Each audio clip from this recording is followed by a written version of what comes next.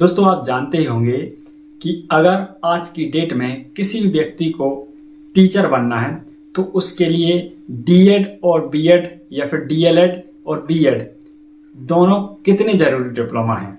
यदि दोस्तों आपके पास डीएड या फिर बीएड है तभी आप किसी गवर्नमेंट या प्राइवेट स्कूल में पढ़ा सकते हैं, टीचिंग का कार्य कर सकते हैं।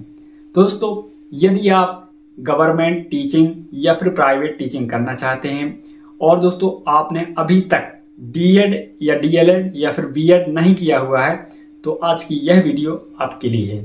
यदि दोस्तों आप बीएड करने के इच्छुक हैं तो उससे संबंधित वीडियो हम पहले ही बना चुके हैं। आपको आई बटन और डिस्क्रिप्शन में वीडियो की लिंक मिल जाएगी, आप उस वीडियो को जरूर देखें और बीएड कोर्स को सस्ते से सस्ता कम से कम दाम पर किस तरह से किया जा सकता है उसकी पूरी डिटेल उस वीडियो में देखने को मिल जाएगी। आज की इस वीडियो में हम दोस्तों डीएड या फिर डीएलएड के बारे में बात करेंगे। दोस्तों यदि आपको 19,200 रुपये में डीएड या फिर डीएलएड करना है तो आज की यह वीडियो आपके लिए काफ़ी इंपॉर्टेंट है। जी हाँ दोस्तों, भोज ओपन यूनिवर्सिटी के माध्यम से डीएलएड में प्रवेश हेतु नोटिफिकेशन जारी कर दिया गया है। दोस्तों जिन भी स्टूडेंट को डीएड या फिर डीएलएड का कोर्स करना है उनके लिए आज सबसे बेहतरीन मौका है। एमपी भोज ओपन यूनिवर्सिटी भोपाल के द्वारा नोटिफिकेशन जारी कर दिया गया है डीएलएड के एडमिशन के संबंध में। एमपी भोज ओपन यूनिवर्सिटी में मात्र 19,200 रुपये के 2 वर्षीय फीस के साथ आप डीएड या फिर डीएलएड कर सकेंगे। जी हाँ दोस्तों, यदि आपका सपना है कि आप किसी गवर्नमेंट स्कूल में पढ़ाएं और आप दोस्तों सरकारी नौकरी पाएं, आप सरकारी भर्ती में बैठें, एग्ज़ाम दें, उसको पास करें और गवर्नमेंट टीचर बने, तो उसके लिए सबसे ज़रूरी चीज़ है डीएलएड डिप्लोमा होना। यदि आपके पास डीएलएड डिप्लोमा होगा तभी आप उस भर्ती में जो परीक्षा होगी उसके लिए अपना आवेदन भर पाएंगे। दोस्तों आज की इस वीडियो को आप अंत तक देखिए। आज की इस वीडियो में हम आपको एमपी भोज ओपन यूनिवर्सिटी में जो डीएलएड का कोर्स होने वाला है उससे संबंधित पूरी जानकारी देंगे।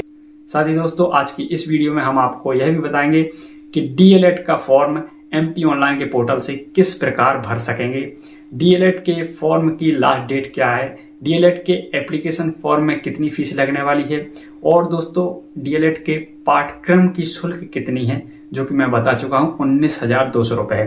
तो दोस्तों ऐसी तमाम जानकारी यदि आप चाहते हैं तो आज की इस वीडियो को बिना स्किप किए हुए पूरा देखिएगा। यदि दोस्तों आपको वीडियो पसंद आती है तो वीडियो को लाइक जरूर कीजिएगा, हमारे चैनल पर नए हैं तो चैनल को सब्सक्राइब करके बेल आइकन को प्रेस कीजिएगा। चलिए वीडियो शुरू करते हैं।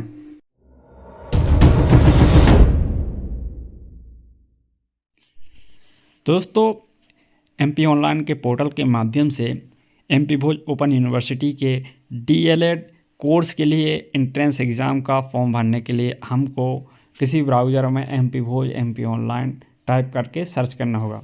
जब दोस्तों हम इस तरह से सर्च करेंगे तो जो वेबसाइट ओपन होगी, फर्स्ट वेबसाइट की लिंक पर हम क्लिक करके एमपी ऑनलाइन और एमपी भोज की वेबसाइट पर आ जाएंगे, जो कि कुछ इस प्रकार से देखने को मिलेगी। इस वेबसाइट पर दोस्तों आपको सबसे पहला ऑप्शन देखने को मिलेगा एंट्रेंस काउंसलिंग फॉर्म। नीचे लिखा है बीएड डीएलएड बीएड स्पेशल। दोस्तों आपको यहाँ पर क्लिक टू अप्लाई के ऑप्शन पर क्लिक करना है, जिसके बाद दोस्तों आप कुछ इस तरह के पेज पर आएंगे। यहाँ पर सबसे ऊपर एंट्रेंस काउंसलिंग फॉर्म लिखा है, यहाँ पर सर्विस नेम में देखिए बीएड डीएलएड एंट्रेंस फॉर्म 2023-25 लिखा है। दोस्तों नीचे जब आप यहाँ आएंगे तो आपको यहाँ पर apply for BEd DEd entrance 2023 से 25 लिखा देखने को मिलेगा। और दोस्तों आप यहीं पर देखेंगे तो आपको एप्लीकेशन स्टार्ट डेट 24 जनवरी और एंड डेट 18 फरवरी 2024 लिखा देखने को मिलेगा। तो दोस्तों यदि आप इसमें अप्लाई करना चाहते हैं तो आप इस पर क्लिक कीजिए। इसके बाद दोस्तों आपको यहाँ पर application form for programme entrance test season 2023 लिखा देखने को मिलेगा। यहाँ पर सिलेक्ट एप्लीकेशन फॉर का ऑप्शन है, जिसके माध्यम से आप बीएड या फिर डीएलएड के ऑप्शन को सिलेक्ट कर सकते हैं। यहाँ पर हम डीएलएड सिलेक्ट करते हैं और दोस्तों इस तरह का पेज हमारे सामने ओपन हो जाता है। अब दोस्तों यहाँ पर हमें डीएलएड कार्यक्रम हेतु पात्रता की शर्तें देखने को मिलेगी। यहाँ पर लिखा है NCTE अर्हता के मानक के अनुसार निम्नलिखित अर्हता होनी चाहिए। यानी कि जो लोग डीएलएड करना चाहते हैं उनके पास ये सब चीज़ें होनी चाहिए। उनको यहाँ पर देखिए, हायर सेकेंडरी कक्षा 12वीं या समकक्ष परीक्षा किसी मान्यता प्राप्त बोर्ड से 50% अंकों के साथ वर्ष 2022 या उससे पूर्व उत्तीर्ण की हो। अनुसूचित जाति जनजाति की स्थिति में 5% अंकों की छूट की पात्रता होगी। तो दोस्तों, यदि आप SC/ST वर्ग से हैं तो आप 45% यदि 12वीं में प्राप्त किए हैं तब भी आप डीएलएड के लिए अप्लाई कर पाएंगे। इसके साथ ही ऐसे अभ्यर्थी जिसके पास मध्य प्रदेश शासन से मान्यता प्राप्त प्राथमिक पूर्व माध्यमिक विद्यालय में न्यूनतम 2 वर्ष का अध्यापन अनुभव हो, जून 2023 तक 2 वर्ष का अध्यापन पूर्ण होना अनिवार्य है। 2 वर्ष से कम का अनुभव होने पर प्रवेश से वंचित किया जाएगा तथा कोई शुल्क वापस नहीं किया जाएगा। तो दोस्तों, यदि आप किसी स्कूल में पढ़ा चुके हैं तभी दोस्तों आपको इस कोर्स में अप्लाई करना है। यदि आपके पास किसी भी प्रकार का अनुभव है तो ही आप इस कोर्स के लिए अप्लाई कीजिए। यदि दोस्तों आपके पास किसी भी प्रकार का अनुभव नहीं है, आपने कहीं पर भी पढ़ाया नहीं है और आप दोस्तों इसके लिए अप्लाई कर देते तो आपकी कोई शुल्क वापसी नहीं होगी और आपको एडमिशन भी नहीं मिलेगा। मिनिमम 2 वर्ष तक आपके पास अनुभव होना चाहिए, जो कि दोस्तों वर्ष 2023 तक आपके 2 वर्ष होने ही चाहिए। जी हाँ दोस्तों, जून 2023 के पहले आपके 2 वर्ष कंप्लीट होने चाहिए, तभी आप इसमें अप्लाई कीजिएगा।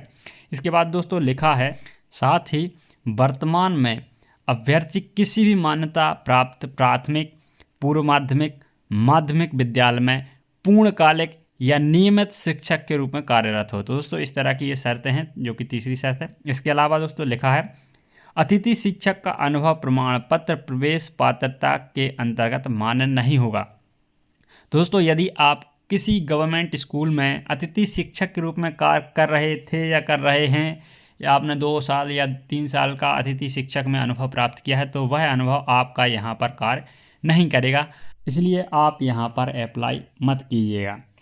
वैसे तो दोस्तों किसी भी गवर्नमेंट स्कूल में यदि गेस्ट टीचर की वैकेंसी निकलती है तो वहाँ पर डीएड या डीएलएड या फिर बीएड वालों को ही प्राथमिकता दी जाती है और उनकी ही भर्ती गेस्ट टीचर की वैकेंसी में हो पाती है। इसके अलावा दोस्तों अनुसूचित जनजाति अनुसूचित जाति वर्ग के आवेदकों के लिए अंकों में छूट तथा स्थान आरक्षण राज्य सरकार के नियमानुसार लागू होगा। इसके अलावा पिछड़ा वर्ग या आर्थिक रूप से कमजोर उपवर्ग के लिए स्थान आरक्षण राज्य सरकार के नियमानुसार लागू है। तो दोस्तों यहाँ पर ओबीसी और ईडब्ल्यूएस के लिए भी रिजर्वेशन मिलेगा। गवर्नमेंट के द्वारा जो नियम बनाए गए हैं उन्हीं अनुसार यहाँ पर भर्ती की जाएगी। इसके अलावा दोस्तों यहाँ पर आप देख सकते हैं, लिखा है, परीक्षार्थी स्वयं अपनी पात्रता पूर्ण रूप से सुनिश्चित कर लें कि वे प्री डीएलएड कार्यक्रम हेतु पात्र हैं। प्री डीएलएड परीक्षा आवेदन के साथ किसी प्रकार की प्रमाण पत्र छाया प्रति या मूल प्रमाण पत्र संलग्न नहीं करना है।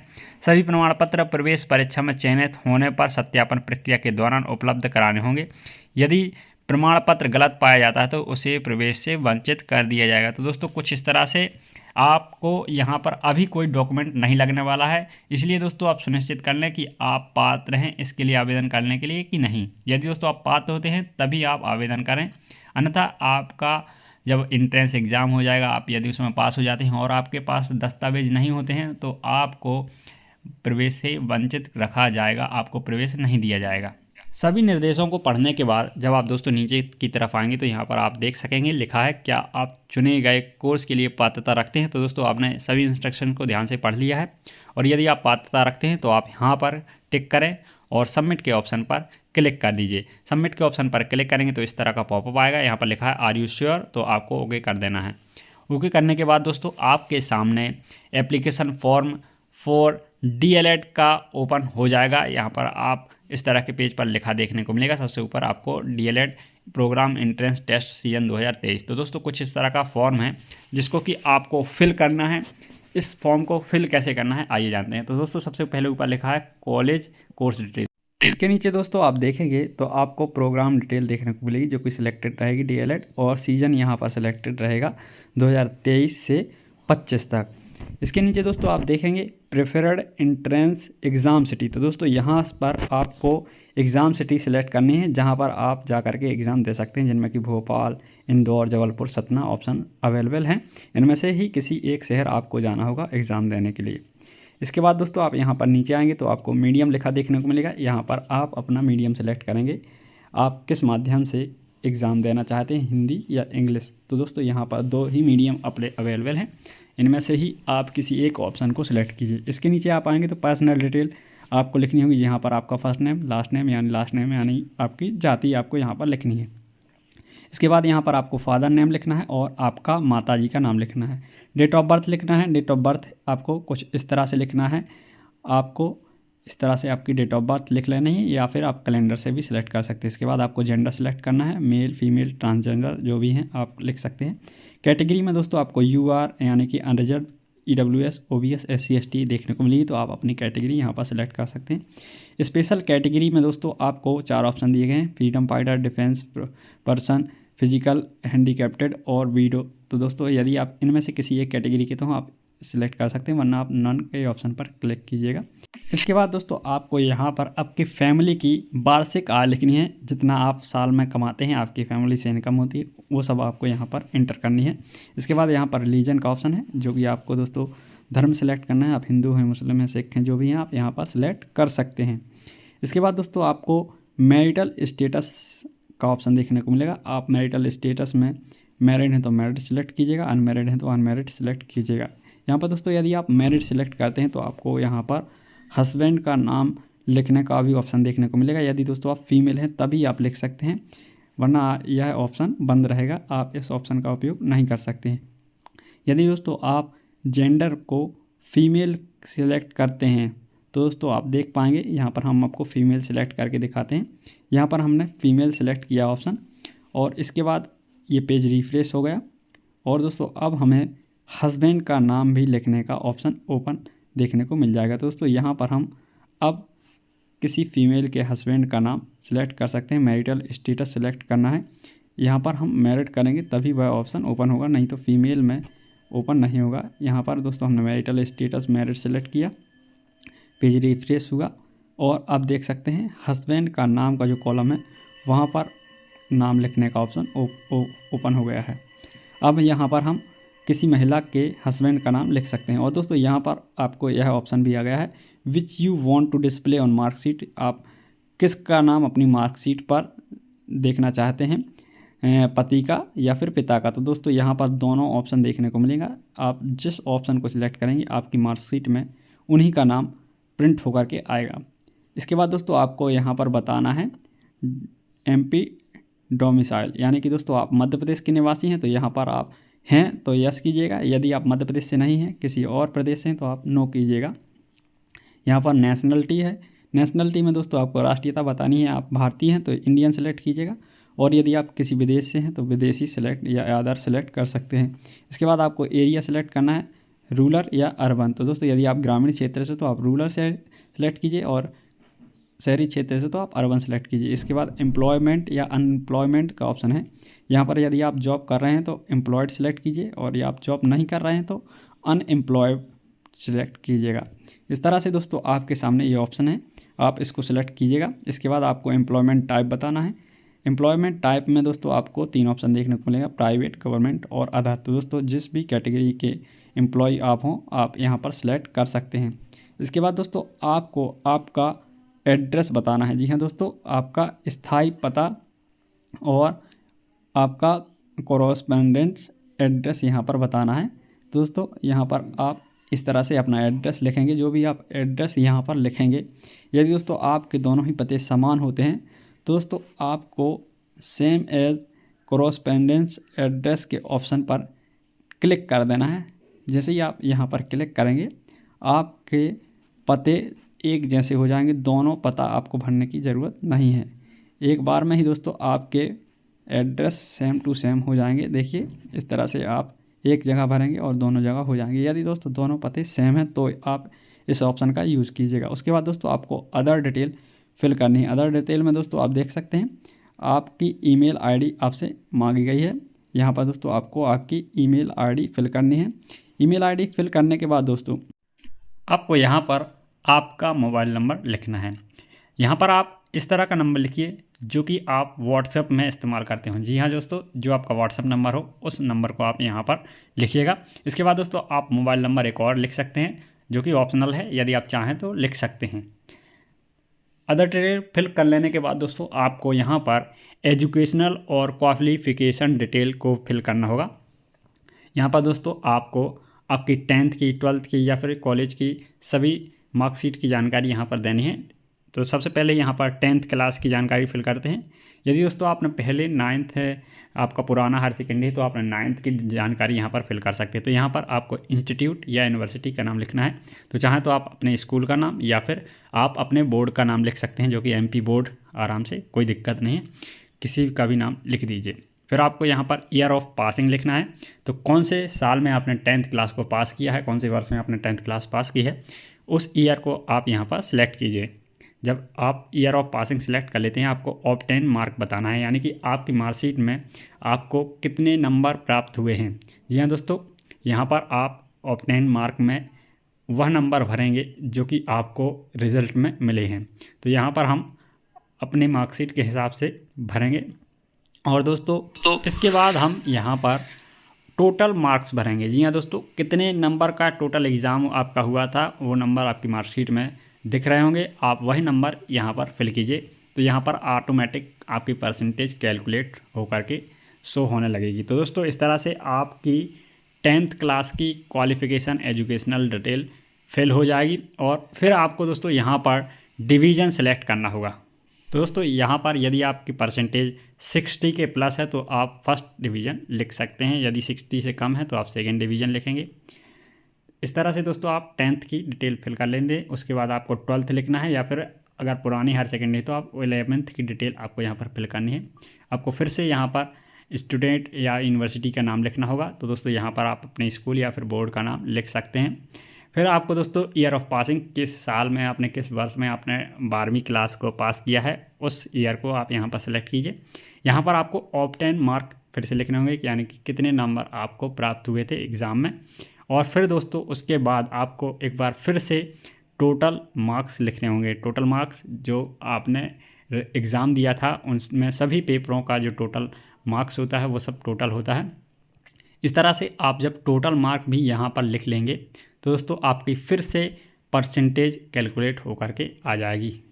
परसेंटेज जब ऑटोमेटिक फिल हो जाएगी तो उसके बाद आपको फिर से डिवीज़न सेलेक्ट करना होगा। तो दोस्तों यहाँ पर आप फिर से अपनी परसेंटेज के हिसाब से डिवीज़न को सिलेक्ट कीजिए। यहाँ पर हम डिवीज़न सेलेक्ट कर लेते हैं। और दोस्तों उसके बाद यहाँ पर यूजी की डिटेल फिल करनी है, यानी कि दोस्तों यदि आपने स्नातक किया है, BA BSc BCom या फिर कोई भी बैचलर डिप्लोमा या डिग्री की है, दोस्तों आपको उसकी डिटेल यहाँ पर फिल करना है। तो दोस्तों कुछ इस तरह से आप यहाँ पर एजुकेशनल डिटेल फिल करेंगे। यदि दोस्तों आपके पास कोई स्नातक डिग्री या डिप्लोमा नहीं है दोस्तों, यहाँ पर ये कंपलसरी नहीं है। यहाँ पर आप चाहें तो अपनी डिटेल को फिल कर सकते हैं। यहाँ पर ध्यान दीजिएगा दोस्तों, जहाँ जहाँ ये रेड कलर से स्टार्स लगे हुए हैं वो डिटेल आपको भरना कंपलसरी है। यदि ये रेड कलर के स्टार जो लगे हुए हैं उनकी डिटेल को आप फिल नहीं करते हैं तो दोस्तों आप एप्लीकेशन फॉर्म को कंप्लीट नहीं कर पाएंगे। इस तरह से जब दोस्तों आप अपनी क्वालिफ़िकेशन एजुकेशनल डिटेल को फिल कर लेते हैं, आपको उसके बाद टीचिंग एक्सपीरियंस की डिटेल फिल करनी होगी। टीचिंग एक्सपीरियंस डिटेल में दोस्तों आपको देख सकते हैं working school name with address, यानी कि आपको आपके स्कूल का नेम और उसका एड्रेस यहाँ पर फिल करना। देखिए मैं आपको फिल करके बताता हूँ। जैसे मैं एक स्कूल में पढ़ाया था, उसका नाम है एक्स मॉडर्न पब्लिक स्कूल और जहाँ है वो हरदुआ खमरिया डिस्ट्रिक्ट पन्ना है। तो दोस्तों इस तरह से मैं अपने स्कूल का नाम लिख दूंगा पहले, और जहाँ पर वो लोकेटेड है उसका नाम पीछे लिख दूंगा एड्रेस में। दोस्तों इस तरह से नेम और एड्रेस हो जाएगा। अब दोस्तों उस स्कूल में आपने कितने महीने टीचिंग किया है, टीचिंग का एक्सपीरियंस है, उसके बाद नेक्स्ट कॉलम में आपको फिल करना है। दोस्तों यहाँ पर आप टीचिंग एक्सपीरियंस इन मंथ, यानी कि आप महीने में बताएंगे कितने महीने आपने स्कूल में पढ़ाया है। दोस्तों यहाँ पर 24 यानी कि 24 मंथ से पहले यदि आपका एक्सपीरियंस है तो आप इसमें फॉर्म मत भरिए, क्योंकि 2 साल से यदि आपके पास अनुभव कम है तो आप इसके लिए अपात्र हो जाएंगे। इसलिए दोस्तों आपको यहाँ पर कम से कम 24 मंथ का एक्सपीरियंस लिखना ही होगा। उसके बाद दोस्तों आपको फ़ीस डिटेल देखने को मिल जाएगी। फ़ीस डिटेल में दोस्तों आपकी एग्ज़ाम फ़ीस है 800 रुपये, पोर्टल फ़ीस है 50 रुपये। इस तरह से टोटल फ़ीस आपको लगने वाली है 850 रुपये, यानी कि 850 रुपये आपको पेमेंट करना होगा। तो दोस्तों यहाँ पर आपको आपकी जो फ़ोटो है और जो साइन है इस तरह का यहाँ पर सैंपल दिया हुआ है। आपको इसी प्रकार आपकी फ़ोटो और साइन को एक पेपर पे चिपका करके स्कैन करके इसको अपलोड करना है। जी हाँ दोस्तों, नीचे आप साइन कीजिए और ऊपर फ़ोटो रहेगी, यहाँ पर आप अपलोड कीजिए। अपलोड करने के बाद आप यहाँ पर टिक कीजिएगा और सबमिट के ऑप्शन पर क्लिक करके इस एप्लीकेशन फॉर्म को सबमिट कीजिए। सबमिट करेंगे तो दोस्तों आपको नेक्स्ट फेज पर पेमेंट करना होगा। जी हाँ दोस्तों, आप 850 रुपये का पेमेंट करके ही इस एप्लीकेशन फॉर्म को सबमिट कर सकेंगे। दोस्तों कुछ इस तरह से आपको एप्लीकेशन फॉर्म भरना है। आप 850 रुपये का पेमेंट अपने यूपीआई के थ्रू या फिर कियोस्क के माध्यम से पेमेंट करवा सकेंगे। तो दोस्तों इस तरह से आप डीएलएड में एंट्रेंस एग्ज़ाम टेस्ट के लिए फॉर्म भरेंगे और दोस्तों फॉर्म भरने के बाद आपका एग्ज़ाम होगा। एग्ज़ाम आपका जो भी आपने एग्ज़ाम सिटी सेलेक्ट की हुई वहाँ पर होगा।